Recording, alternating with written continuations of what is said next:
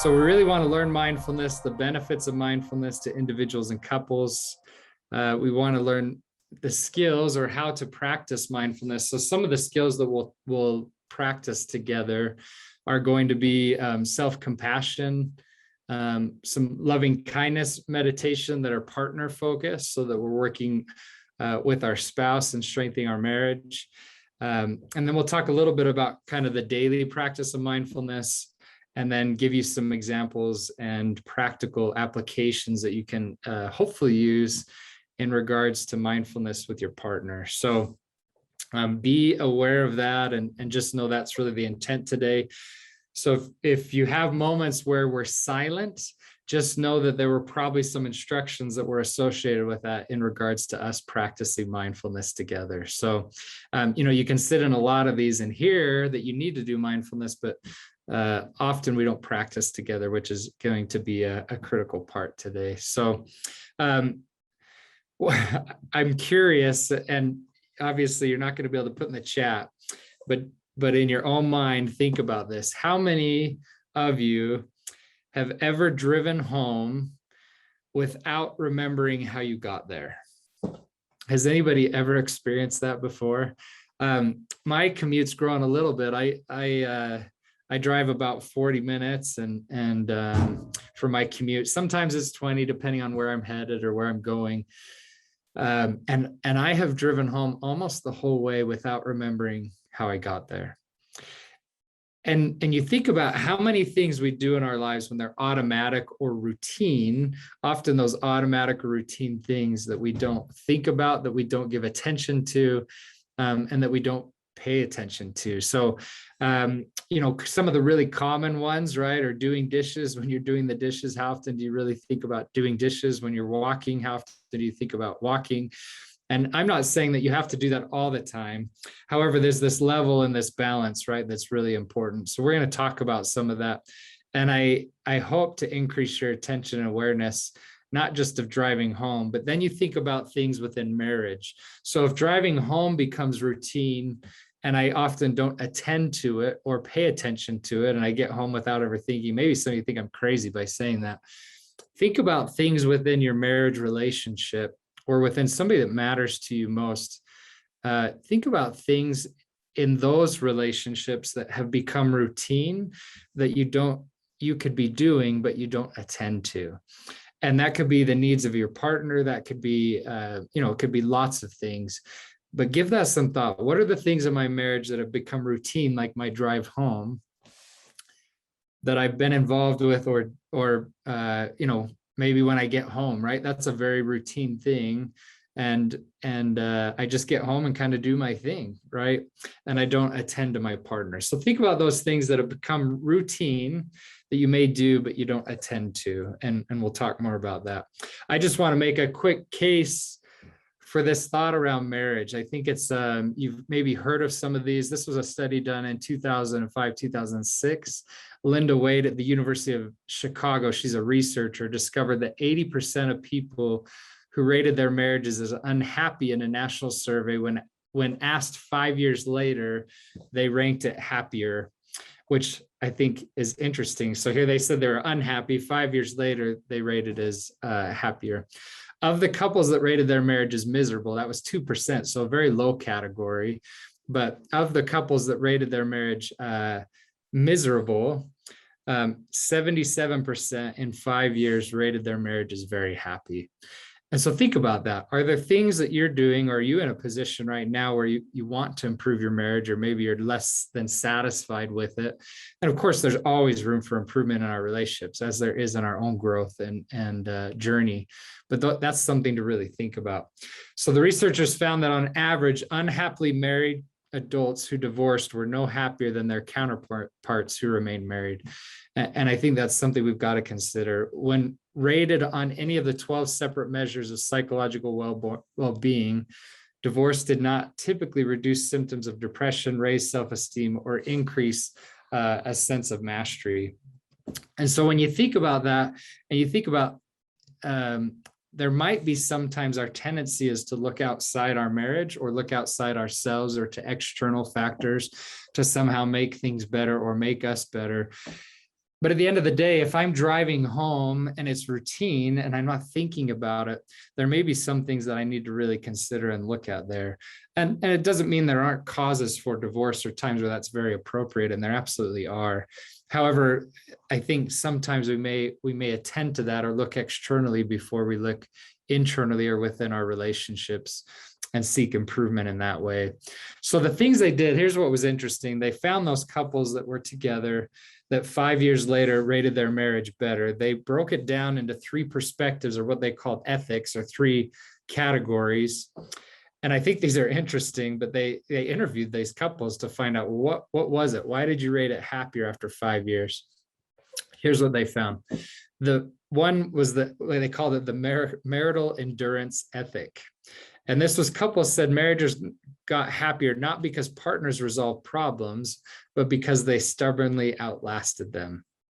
With the passage of time, these spouses said that many sources of conflict and distress eased: financial problems, job reversals, depression, child problems, even infidelity.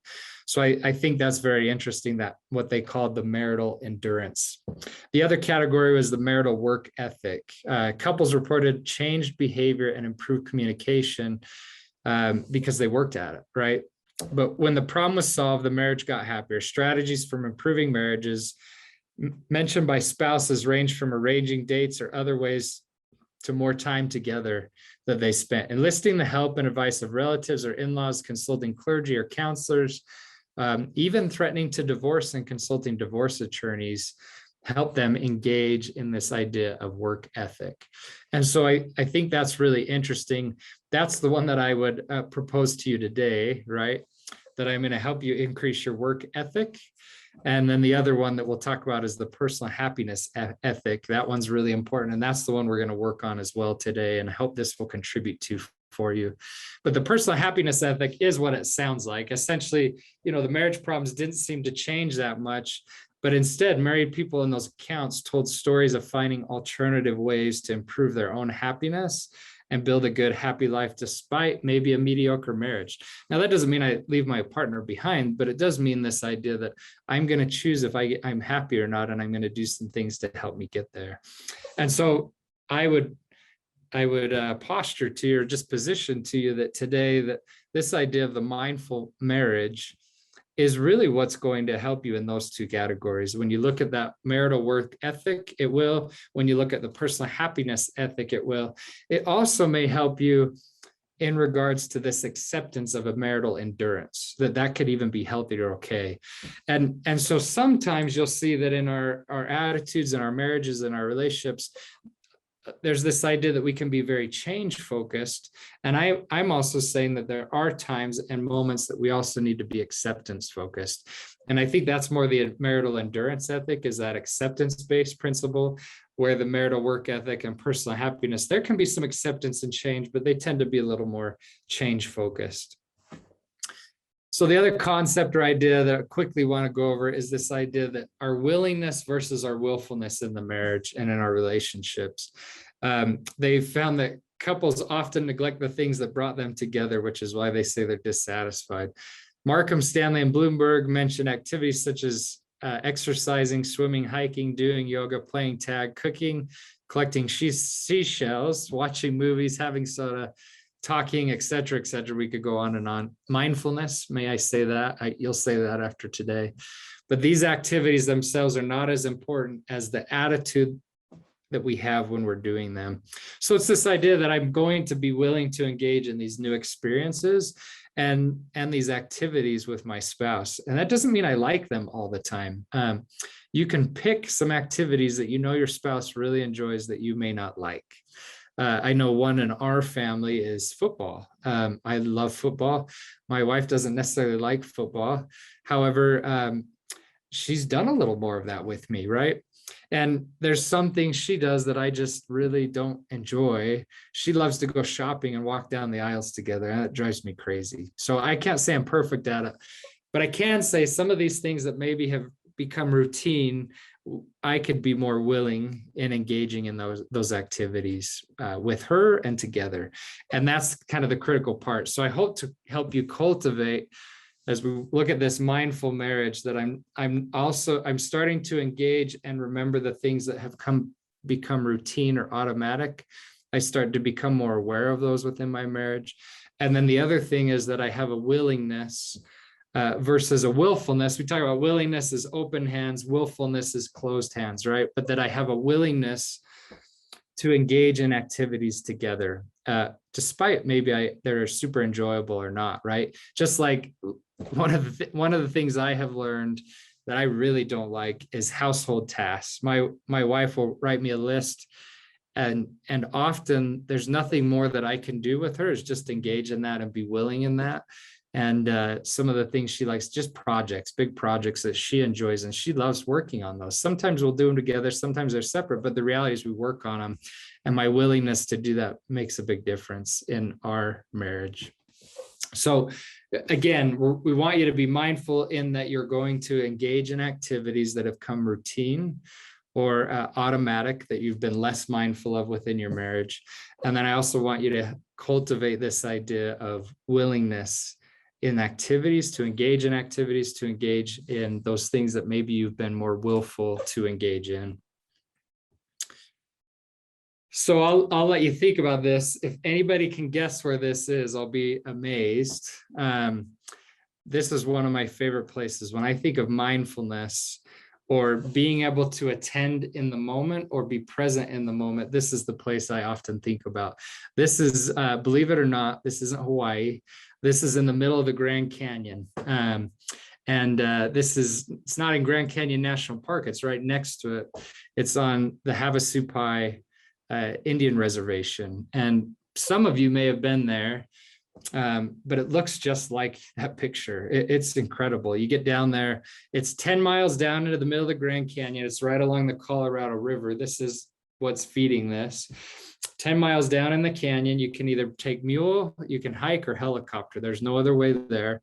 It takes effort, right? It takes a lot of work to get there, but you get down there and it's this incredible place. There's 6 or 7 waterfalls that you can go to. Havasupai stands for the people of the blue-green water. And the people of the blue-green water, it makes sense they call themselves this simply because you get down there and the water is this really beautiful blue-green. And that's a time where I find myself being able to attend to the moment and be present in the moment and be mindful. And it's remarkable. And think about in your own marriage, that first time, you think about some of those first things you did together. It could be your first date, could be a first kiss. It could be the first time you served or helped one another or felt validated by one another. Think of some of those firsts in your marriage and how inspiring, how exciting, how awe-inspiring those might have been. And maybe how some of those activities I just listed over time have become routine. And the problem is maybe that I could work on, or the thing I can work on is, how do I attend to this in a different way? Well, the thing I love about Havasupai, again, it takes effort. It's 10 miles down. Then you're in this amazing place. You can play in these blue-green waters. You can swim, all that kind of stuff. And then it's also 10 miles out, and there's no way out but up. Yeah, you could get helicopter out, but it's not always consistent. So you really are better just hiking out. And it's a lot of work and it takes a lot of effort. And I think about mindfulness is very much that way. It takes a lot of practice. It takes a lot of effort. And it also applies to our marriage. Being mindful of our marriage takes a lot of practice and a lot of effort.